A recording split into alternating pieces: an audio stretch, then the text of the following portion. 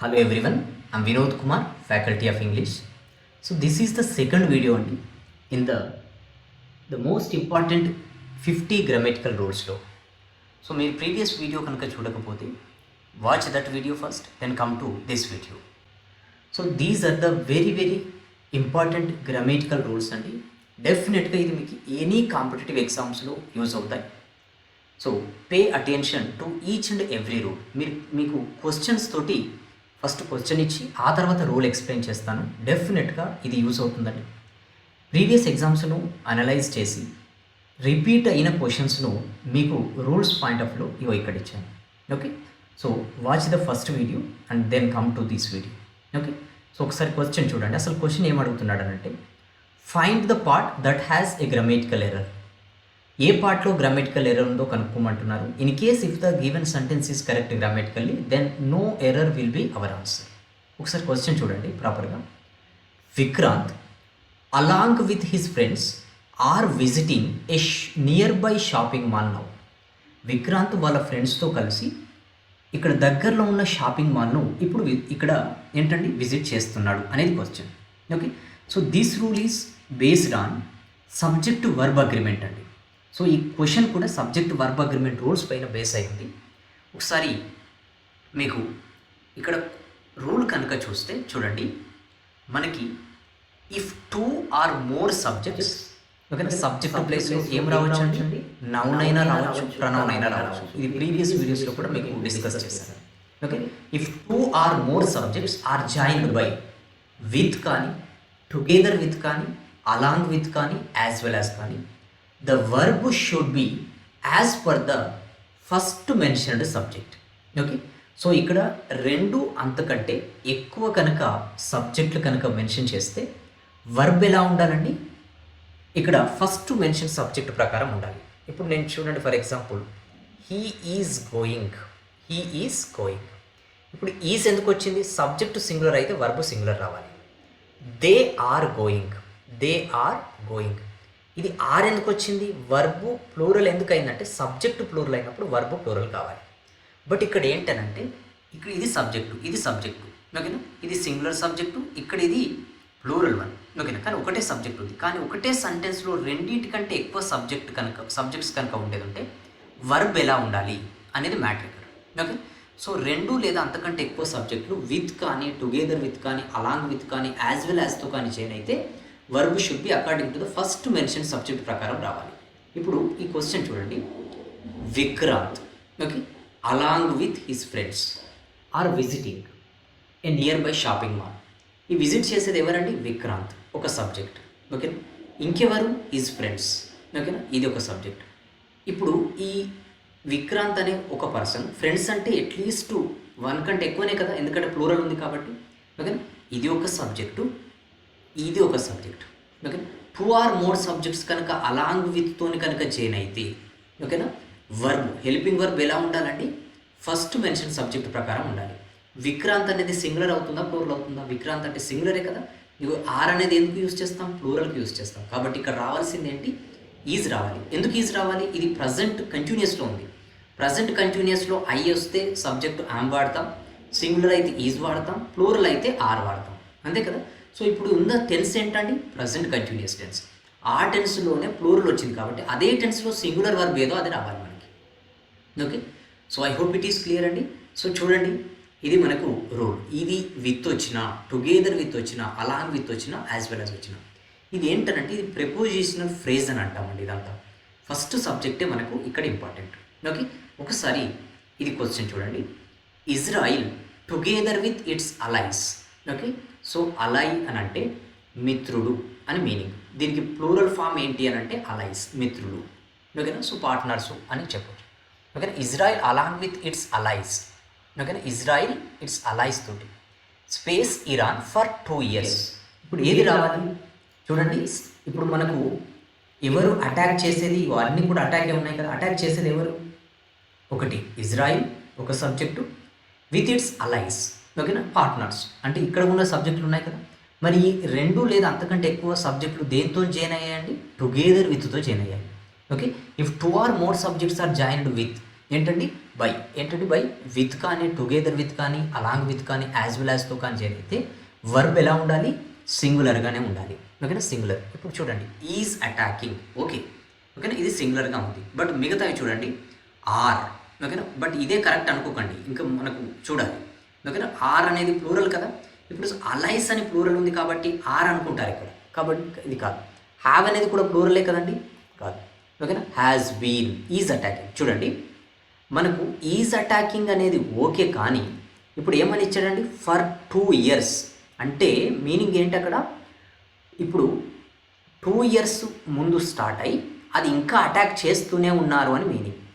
If an action began in the past and still going on in the present, what is the tends to be used అండి? Present perfect continuous టెన్స్ని use చేస్తాం. మరి ఇది ఎలా తెలుస్తుంది పాస్ట్లో begin అయిందని? For 2 years అన్నాడు, అంటే 2 years బిగిన ఇంకా కంటిన్యూ అవుతూనే ఉంది అటాకింగ్ అనేది. ఓకేనా, present perfect continuous tense structure ఏంటండి? సబ్జెక్టు హ్యావ్ అయినా వస్తుంది, లేదంటే హ్యాజ్ అయినా వస్తుంది. తర్వాత ఏం రావాలి? బీన్ రావాలి, ఆ తర్వాత V4 రావాలి. సబ్జెక్టు ప్లూరల్ అయితే హ్యావ్ వాడతాం, సబ్జెక్టు సింగులర్ అయితే హ్యాజ్ వాడతాం, అంతే కదా. ఇప్పుడు సబ్జెక్టు ఫస్ట్ సబ్జెక్టు ప్రకారమే కదా మనకు రావాల్సింది. First subject singular plural? Singular, కాబట్టి ఏం రావాలి? హ్యాజ్ రావాలి.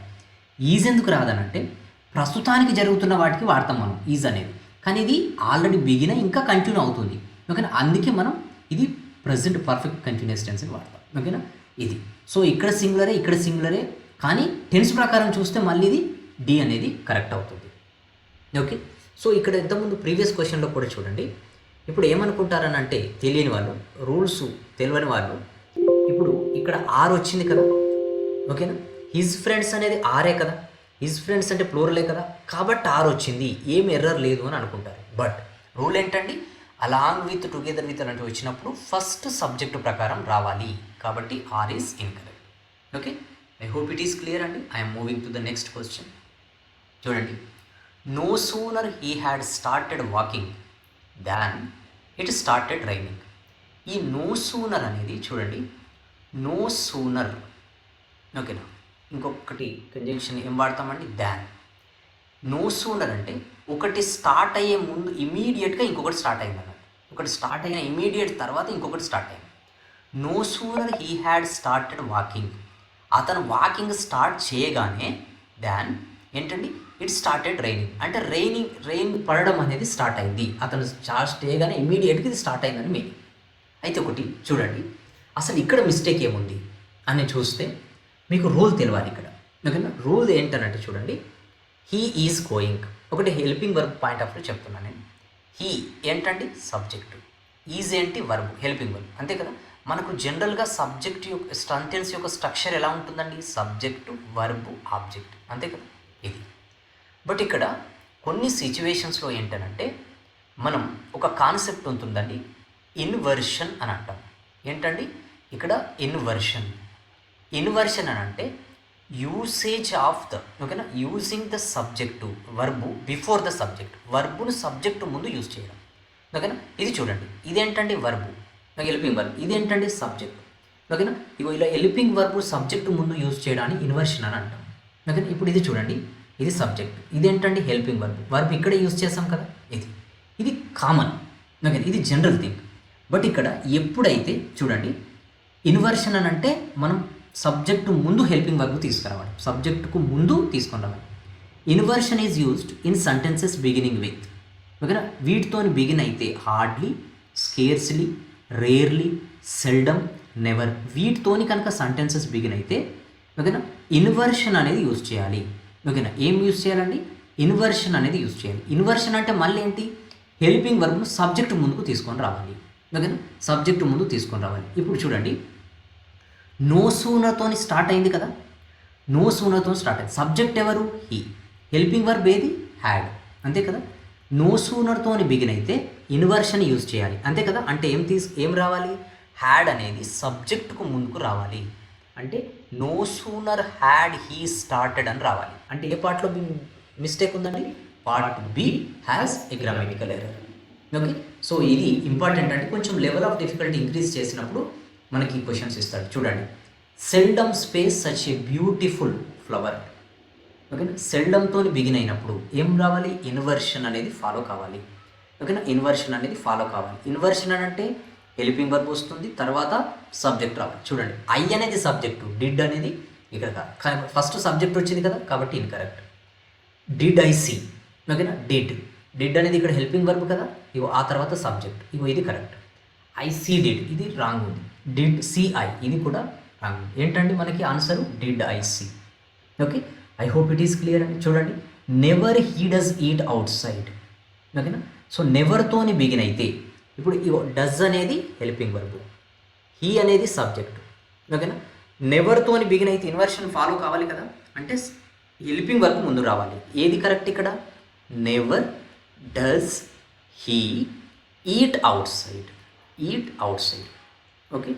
సో ఇది ఓకే. సో ఇవన్నీ కూడా వెరీ వెరీ ఇంపార్టెంట్ రూల్స్ అండి, డెఫినెట్గా నోట్ చేసుకోండి. If you find this video useful, like the video, share this video with your friends who are preparing for competitive exams, and also consider subscribing to our channel. Okay, if you have any doubt with regard to these questions, and you can ask them in the comment section below. I will try to answer them. Okay, so ఇది very very important grammatical rules అండి, డెఫినెట్గా మీకు use అవుతాయి. Note చేసుకోండి, ఎక్కువగా practice చేయండి. ఓకేనా, first వీడియోని కూడా చూడండి, ఇక నెక్స్ట్ కూడా రూల్స్ అయిపోయే వరకు కూడా ఈ 1 by 1 వీడియోస్ వస్తాయి. అయితే లెంత్ ఎక్కువ అవుతుందని నేను ఒకటే వీడియోలో చేయలేదు, బట్ ఇక్కడ వీడియోస్ ఏంటంటే పార్ట్స్గా చేస్తున్నాను. Okay, thank you.